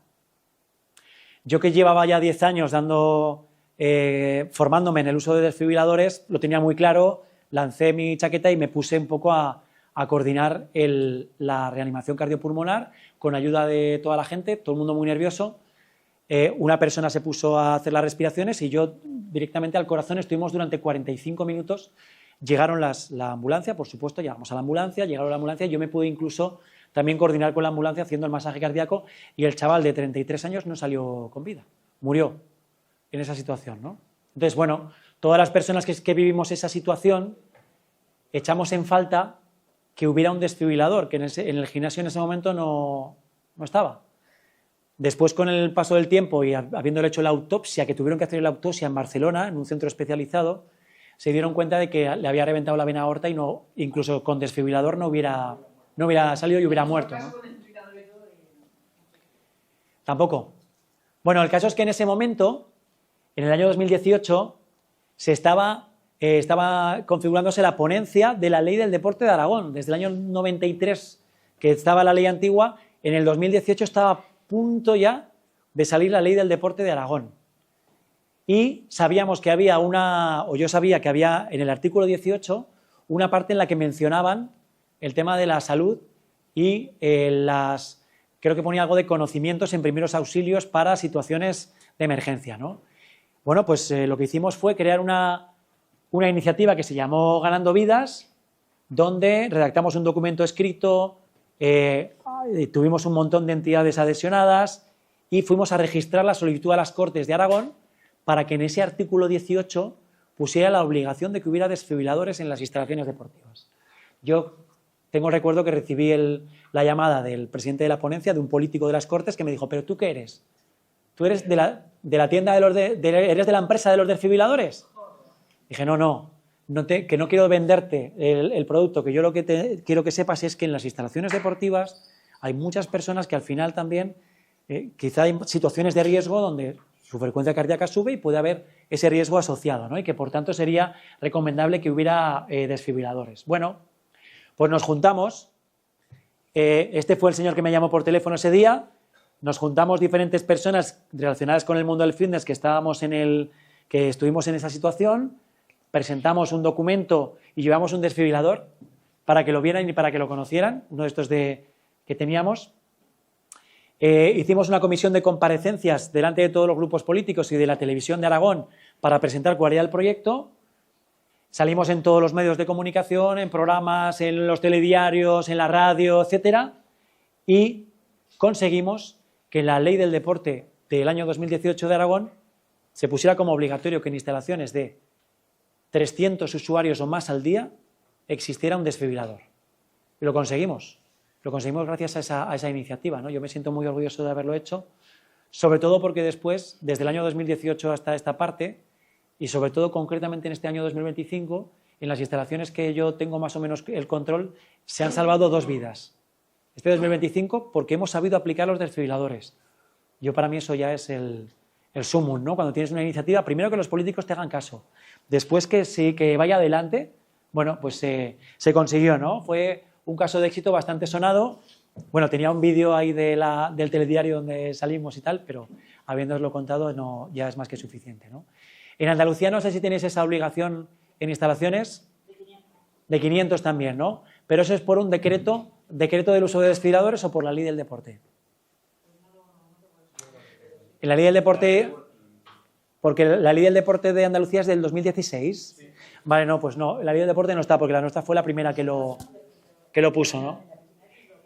¿Sabéis lo que conseguimos además de estas cosas curiosas que te pasan en las Cortes de Aragón? Cuando fuimos a la comparecencia, en la cafetería, estuvimos con la consejera de Educación, que se sentó con nosotros a tomar un café y escuchó la conversación que teníamos. Dijo, anda, los desfibriladores. Oye, pues no estaría mal ponerlo también en los colegios. Y entonces, en la ley del deporte de Aragón aparece una prebenda para que en todos los centros escolares de Aragón también estén los desfibriladores. Ahí ya no depende de los usos al día, sino que en todos los colegios, ¿no? Y de Rondón se tuvo que meter en todos los colegios los desfibriladores. Bueno, es verdad que el grupo de riesgo de los niños no es tanto como puede ser en el grupo de los adultos, pero si los niños ya saben que en su instalación hay un desfibrilador y le pierden el miedo al uso, pues yo creo que es un tema ganado de aquí a futuro, ¿no?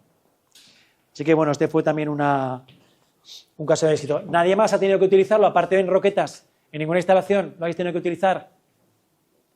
Yo lo utilicé, pero yo personalmente lo utilicé, pero se sacó la vida a un chico también con eso. ¿Y estáis formados o no en el uso de desfibriladores? Sí.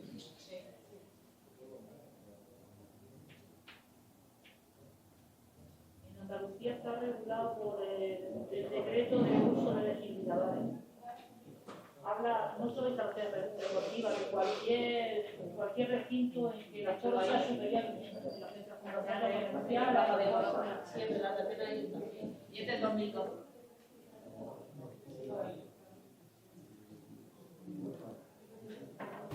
Los desfibriladores pueden suponer toda una diferencia entre la vida y la muerte, especialmente en centros deportivos. Sin embargo, en Aragón no son obligatorios. La campaña Ganando Vidas lucha para que la futura ley del deporte incluya estos aparatos en todas esas instalaciones. Fede está comprobando el funcionamiento de este desfibrilador. Con él salvó la vida de un socio de este centro deportivo el pasado enero.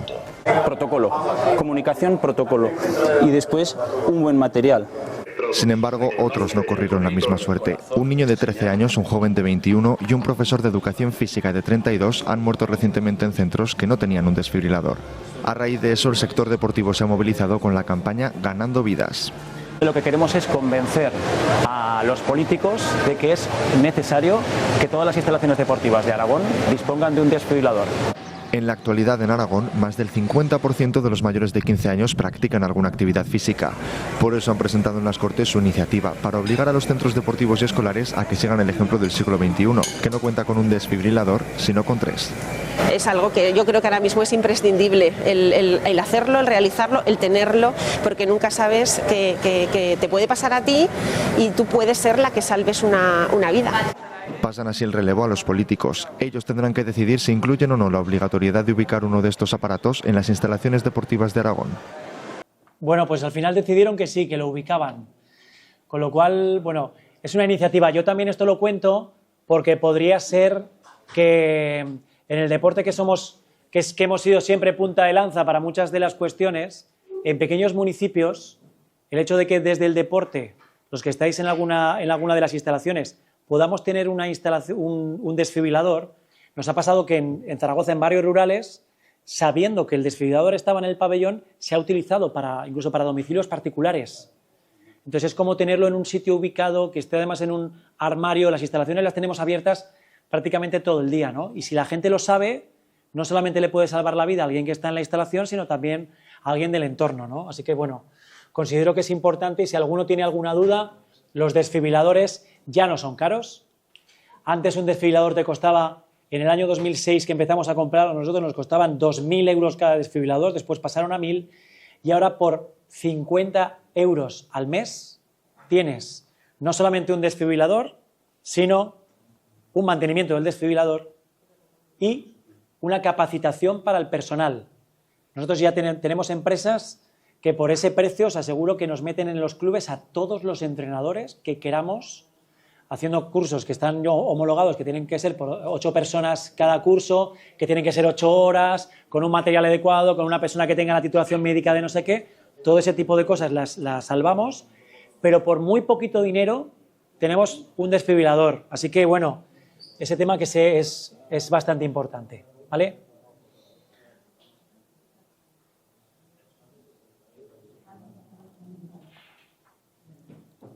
Bueno, os cuento más cosas de algunos casos de éxito también que hemos tenido en instalaciones. El tema medioambiental. Cuando hablamos de calidad, cuando hablamos de certificación de calidad, lo primero que nos viene a la cabeza, ¿qué es? La ISO. ¿Alguien ha tenido alguna experiencia con alguna normativa ISO? Jolín, alguna, aunque sea mentirme, decirme que sí, que si no. A ver, sí que la ISO te la da. ¿Habéis estudiado? Lo que tú haces lo que quieras, ¿no? O sea, la ISO te la da y Bueno. Nosotros nos ponían, tienes que tener residuos de plástico, de cartón separado y luego la limpiadora hace así, agarra con todo y lo tira al mismo contenedor que tira todo. Ahora es muy difícil controlarlo, claro. Claro. Todo lo O sea, que sí que habéis tenido ISOs entonces de medio ambiente. Bueno, a ver, nosotros tuvimos la experiencia de la certificación medioambiental solamente para instalaciones deportivas que estaban en barrios periféricos de la ciudad y que estaban cerca de parajes naturales, que eran lo que denominamos barrios rurales allí, ¿no? 15 centros deportivos donde conseguimos la certificación y nos certificó AENOR durante 7 años. Y bueno, algo bueno hicimos. Es verdad que la ISO no la recomiendo desde el punto de vista documental y administrativo, ¿no? Porque no deja de ser un tema muy complejo, muy farragoso, donde tienes que definir una serie de objetivos, hacer unas mediciones, contratar una consultora también para que te mida. Auditorías de sanidad, ¿cuántos duran a vosotros las auditorías de sanidad? ¿5 horas, 6 horas? ¿Fácilmente? ¿No? Bueno, con eso ya vale, ¿no? Bueno, las auditorías de la ISO duran 2 días y son anuales. Y ahí te miran absolutamente todo, ¿eh?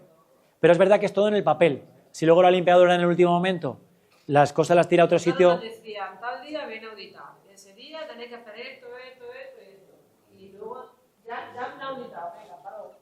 Lo que sí que nos sirvió, la ISO 14000 nos sirvió para tener una sensibilidad mayor con el medio ambiente, ¿no? Porque teníamos que empezar a medir los impactos ambientales. Primero, cuando te dicen que tienes que medir los impactos ambientales, tienes que hacer la reflexión de qué es un impacto ambiental. A ver, perdona, dime un impacto ambiental importante de las instalaciones. Me salgo de la cámara, perdón, ahora vuelvo. ¿Cuál es el mayor impacto ambiental de una instalación deportiva?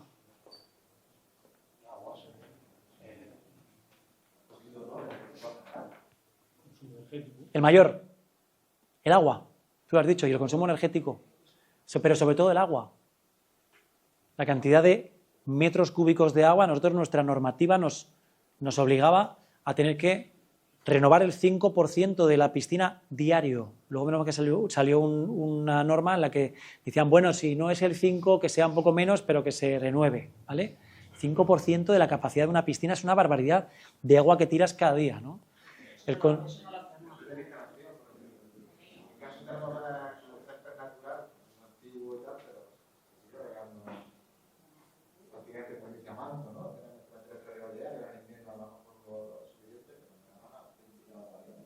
Dinero para cambiar esas cartas, pero claro, digamos que no tenemos carencia de agua, de comillas, claro. Hay muchísima carencia de agua, pero bueno, allí... Pero has dado con una clave que yo no la he comentado. Dentro de los puntos fuertes que tiene el césped artificial, uno de ellos es el ahorro de agua, ¿eh? Y el ahorro también en cuanto a temas de jardinería. O sea, económicamente, si dura 15 años y cuesta 200.000 euros, al final tampoco es tan caro un césped artificial.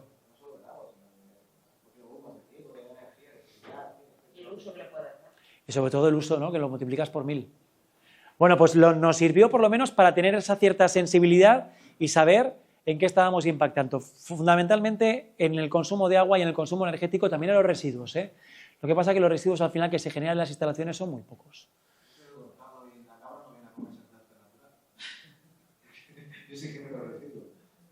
Sí, sí. Bueno, Por último, los residuos que tú comentas, fijaros que teníamos que tener zonas de almacenamiento de residuos con trapos utilizados, con envases de pinturas, por ejemplo, y cada cosa tenía que estar etiquetada y luego contratar un gestor de residuos para que se lo llevara. Era muy complejo. No sé si vosotros llegasteis hasta ese detalle con el tema medioambiental, pero era muy complejo, ¿no?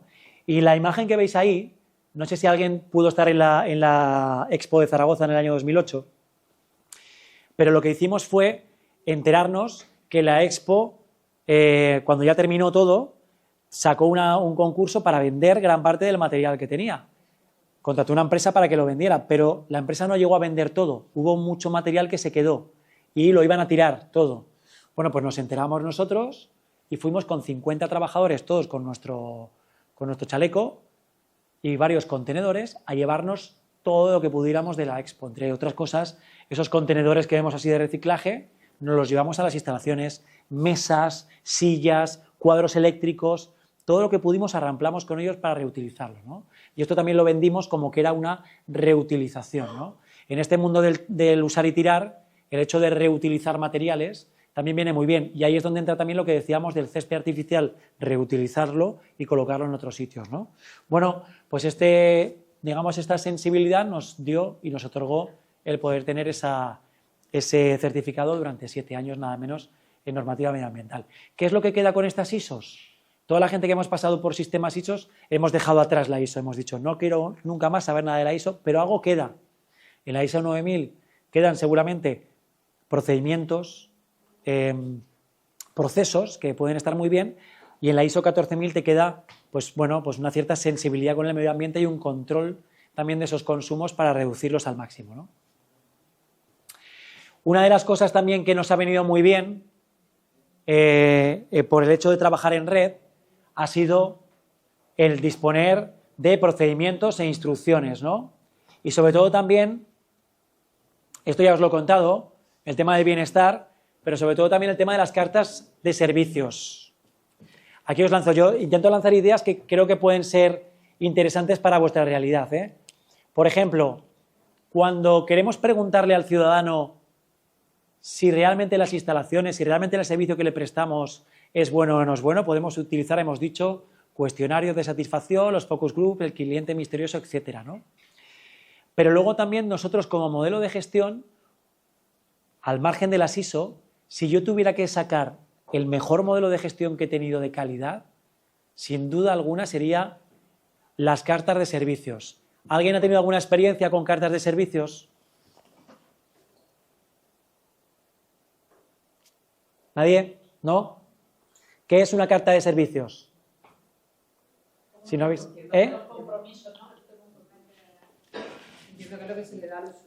Sí, pero ¿cómo viene? La carta de servicios, ¿cómo viene? Es un documento, ¿no? Donde tú plasmas los servicios y donde aparte tú también te comprometes a algo, ¿no? Nunca nadie ha visto una carta de servicios, aunque no sea de deportes. Nos comprometemos a que le responderemos en un plazo máximo de no sé cuánto, nos comprometemos a... Pero lo más importante que yo os quería contar es que dentro de esos compromisos hay detrás un auténtico modelo de gestión de calidad, donde cada compromiso tiene un indicador y tiene una persona que tiene que controlarlo y tiene además un plazo para controlarlo. Y eso hace que entres en un bucle de mejora continua, donde tienes que controlar, revisar, reprogramar, controlar, revisar, reprogramar, controlar, revisar, reprogramar. Y eso te hace que cada vez eres mejor como organización.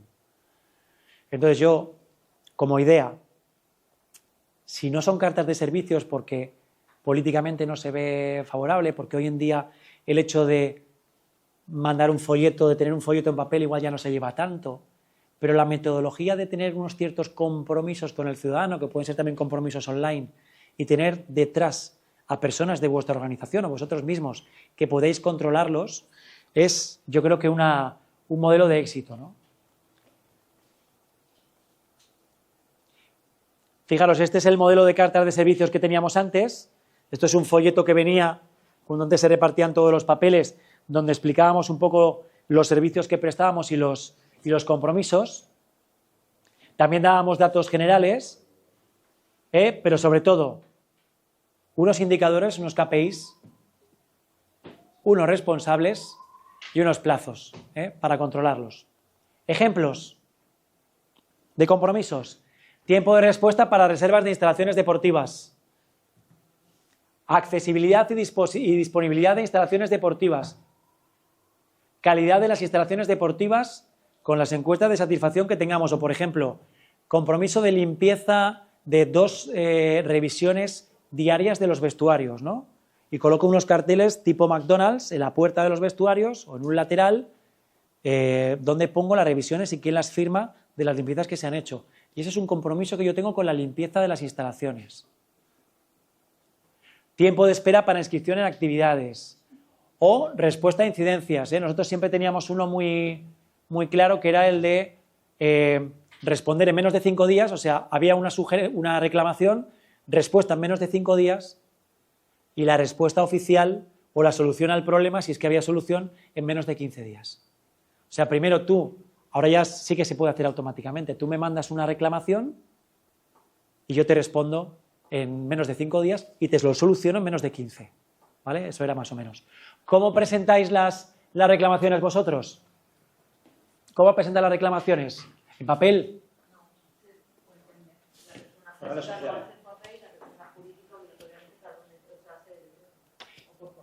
¿Y cómo hacéis, por ejemplo, los alquileres de las instalaciones?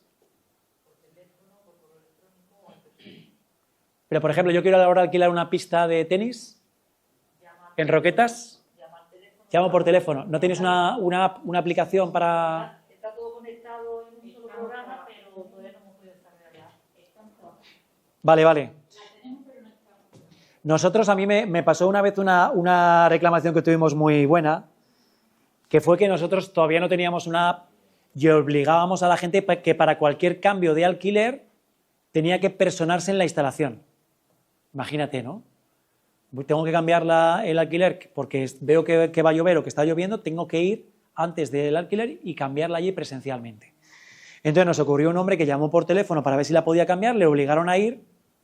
Cuando llegó, la cambió, claro, el tío cabreado porque había cogido un autobús de una punta a otra de la ciudad y bueno, pues cuando llegó dijo, bueno, sí, ahora que ya me han cambiado la hora, por favor, me dejan una hoja de reclamaciones que quiero presentar una reclamación.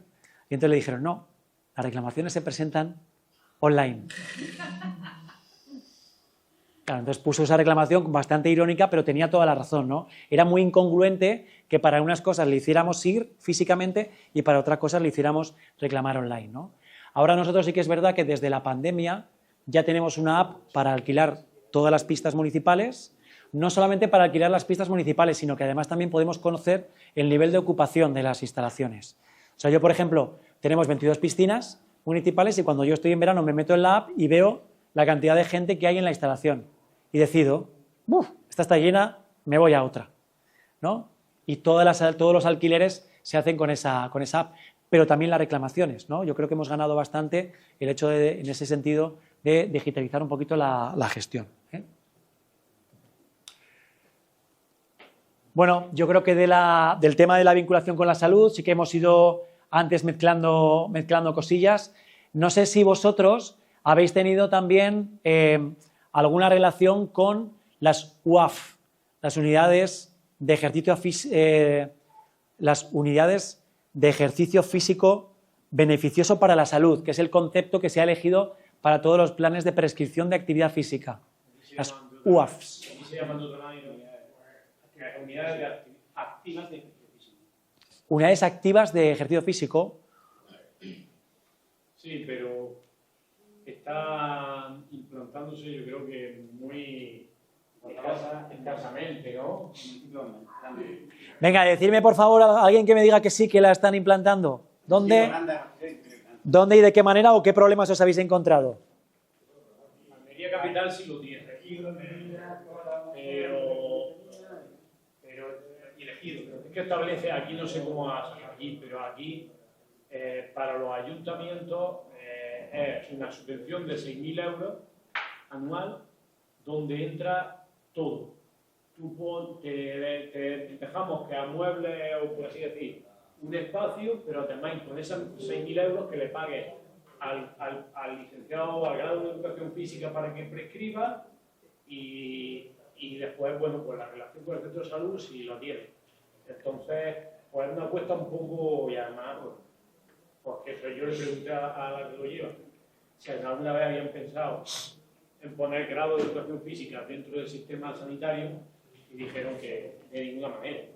Que no. Entonces, claro, le suelta una patata a un ayuntamiento, si es pequeño más, y a partir de que tú creas el servicio, ya te quedas con esa obligación de mantener los servicios. Entonces los ayuntamientos dirán, vamos a ver, aquí que... Entonces, yo creo que por eso no se está implantando, entre otras cosas, vamos.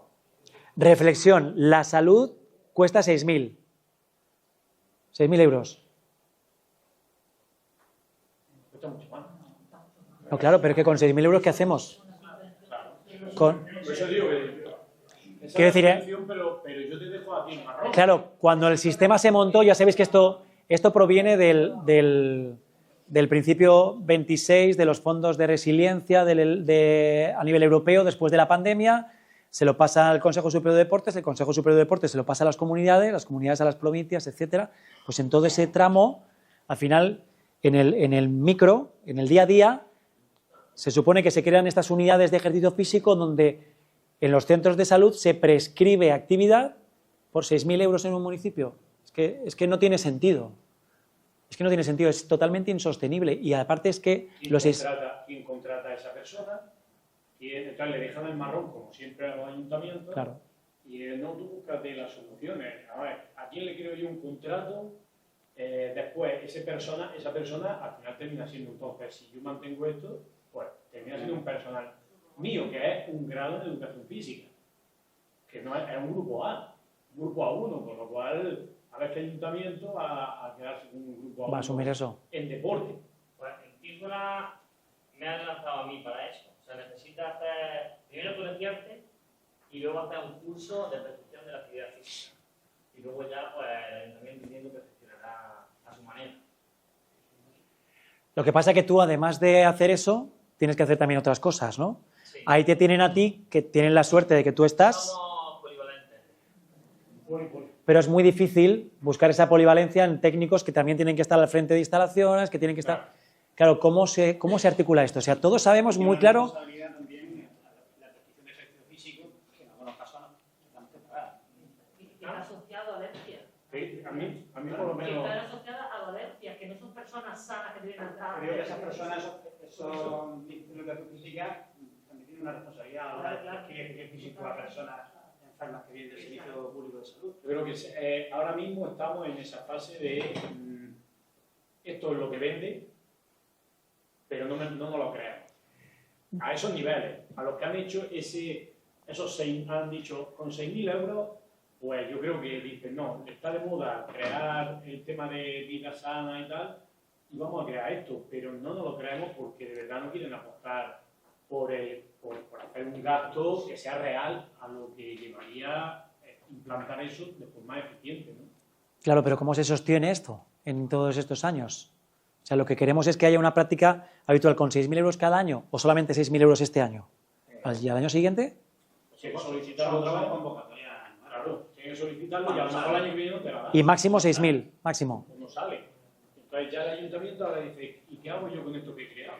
Claro, tenemos el ejemplo de Pamplona, que tiene una unidad de ejercicio físico activo, pero que la paga el ayuntamiento, 25.000 euros más IVA. Media jornada de un técnico, más media jornada de otro, más montar el local para hacer las prescripciones, pero el ayuntamiento lo tiene que pagar esa prescripción, ¿no? La única solución, y que desde el principio se ha visto, pero no se ha podido hacer, porque el sistema sanitario es lo que es que haya un profesional del deporte dentro del sistema sanitario. Vamos, se negó donde terminó... Pero es que es la única solución. A decir que de ninguna manera. Claro, son del ámbito educativo. ¿Quién sostiene? Por ejemplo, en concesiones administrativas, en áreas de fitness, donde tenemos a la empresa y tenemos a... Nosotros, por ejemplo, obligamos que en las áreas de fitness haya un grupo A1, que haya un licenciado, un graduado.